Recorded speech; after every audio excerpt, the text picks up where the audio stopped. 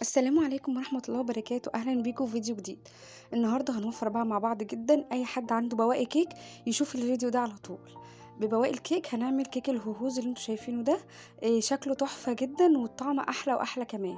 بس التزموا بالخطوات وشوفوا الطريقة. يلا بينا تعالوا نشوف المقادير ونشوف طريقة التحضير. شايفين الجمال؟ يلا بينا على المقادير. اول حاجه انا معايا كيك شوكولاته كده، فرفته وكان بواقي عندي ومش بيتاكل.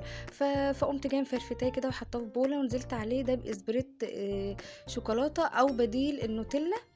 هاخد منه معلقتين، طب لو مفيش ممكن معلقتين من اللبن المكثف المحلى او جناش الشوكولاته. نسيح شوكولاته على النار حوالي مكعبين ونحط عليهم معلقتين لبن.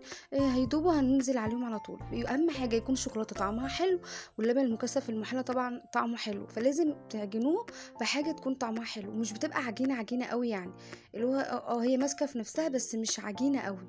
خلاص انا عجنتها بالطريقه دي. هنجيب بقى كيسين وهنحط كيس من تحت وكيس من فوق، وهنفرد ما بينهم ما بين الكيسين الكيك بتاعنا. هوريكم الطريقه اهو. حطيت كيس من تحت وحطينا الكيك، وهنزل كمان بكيس من فوق وهبدأ افرد بالنشابه.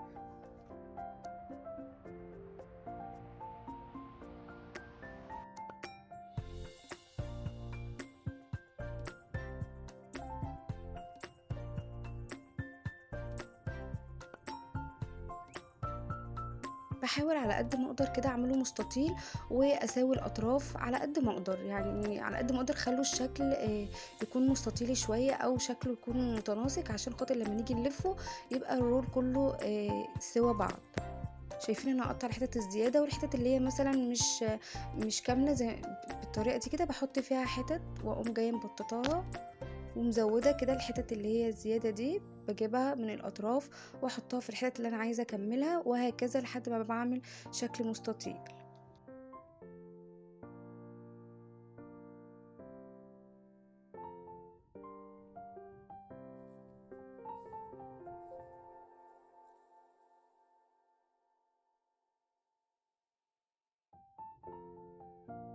كده تمام، الشكل كده جاهز معانا شكل مستطيل.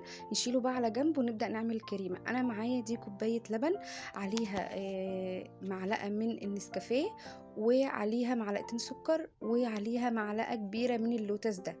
ممكن تستغنوا عن اللوتس لو مش موجود، بس انا بحاول انكه الكريمة على قد ما اقدر. تمام، معايا كوباية من الكريم شانتيه الخام بدون سكر، لان احنا حاطين على اللبن ده معلقتين كبار سكر، واتفقنا كوباية لبن ومعلقة نسكافيه. بضربهم كده مع بعض مع الكريمة لحد ما يوصل للقوام المطلوب. اهم حاجة تكون الكريمة ماسكة نفسها وتقيلة علشان خاطر ما تطلعش من الرول. انا حسيتها برضو خفيفة معايا هنا، فهزود معلقة كبيرة من الكريم شانتيه.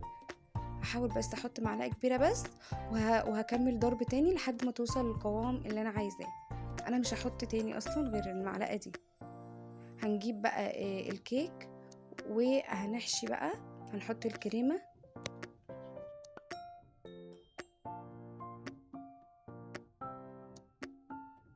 هحاول بقى اشيل الاطراف اللي هي ملهاش لازمة معايا، بشيلها بالطريقة دي، وببدأ افرد الكريمة. اهم حاجة ما توصلوش بالكريمة لحد الاطراف عشان ما تطلعش منكم بره. باحاول بقى ألفّها على شكل اسطواني، بس وأنا بالِف باضغط، بس مش باضغط أوي بالراحة لإن الكيك طري جدًا، فباحاول أضغط ضغطة خفيفة بس بازُق الكيك لجوّه علشان خاطر يلِف معايا شكل اسطواني بالطريقة دي. خلاص بارجع بقى أجيب الكيس، وأنا الكيس بقى لفّوا براحتكم واضغطوا براحتكم طول ما هو جوّه الكيس. باحاول ألِف وأضغط عشان يعمل شكل الاسطواني معايا. الكريمة اللي برّه اللي طلعت دي ما فيهاش مشكلة خالص، مش هتعمل أي مشكلة معانا. بابدأ ألِف، حطيت كيس تاني عشان ألِف تاني، أبرم لحد ما تبقى جامدة معايا كده ماسكة نفسها. وبعدين هنحطها في الفريزر، ممكن تقعد ساعتين ساعتين ونص.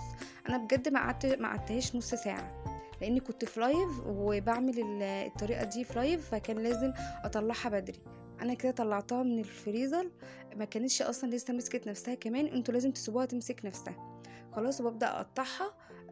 الحتت بقى اللي انتوا عايزينها ممكن تغطسوها في شوكولاتة تبقى هوز بقى بجد. شايفين شكلها تحفة ازاي؟